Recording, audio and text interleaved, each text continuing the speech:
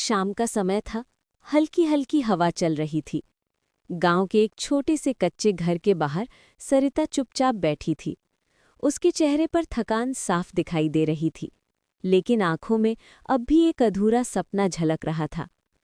सरिता बचपन से पढ़ लिखकर एक टीचर बनना चाहती थी।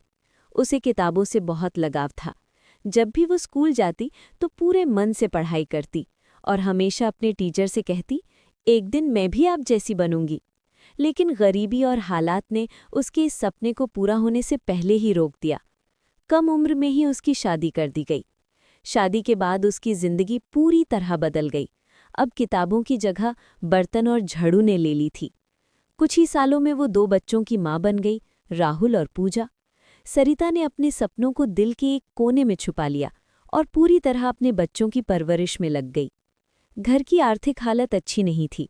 उसका पति दिन भर मजदूरी करता, तब जाकर घर का खर्च चलता। कई बार तो ऐसा भी होता कि खाने के लिए भी ठीक से पैसे नहीं होते।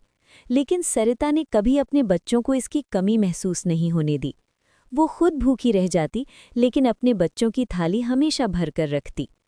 रात को जब सब सो जाते तो सरिता चुपकी से अपने पुराने स्कूल की किताबें निकालती और उन्हें देखती रहती।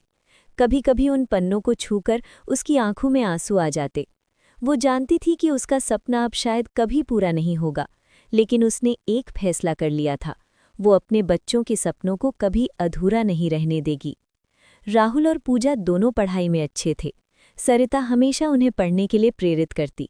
वो कहती, तुम लोग खूब पढ़ो, जिंदगी में कुछ बड़ा बनो, ताकि तुम्हें वो सब मिले जो मुझे नहीं मिला। बच्चे भी अपनी माँ की मेहनत और त्याग को समझते थे। एक दिन राहुल की स्कूल फीस भरने की आखिरी तारीख थी, लेकिन घर में एक भी रुपया नहीं था। सरिता पूरी रात जागती रही, सोचती रही कि क्या करे। अगले दिन उसने अपना एकमात्र गहना, अपना मंगलसूत्र बेच दिया और राहुल की फीस भर दी। जब राहुल ने पूछा कि पैसे कहाँ से आए, तो सरिता ने बस मुस्कुराकर कहा, भगवान ने मदद कर दी। समय बीतता गया। बच्चों ने अपनी माँ के त्याग को कभी नहीं भुलाया। राहुल ने कड़ी मेहनत की और एक बड़ा अफसर बन गया। पूजा ने भी पढ़ाई पूरी की और एक टीचर बन गई। दोनों अपने पैरों पर खड़े हो गए थे। अब सरिता बूढ़ी हो चुकी थी। उसके चेहरे की झुर्रियों में उसकी पूरी जिंदगी की कहानी लिखी थी। एक दिन पूजा अपनी माँ को अपने स्कूल लेकर गई।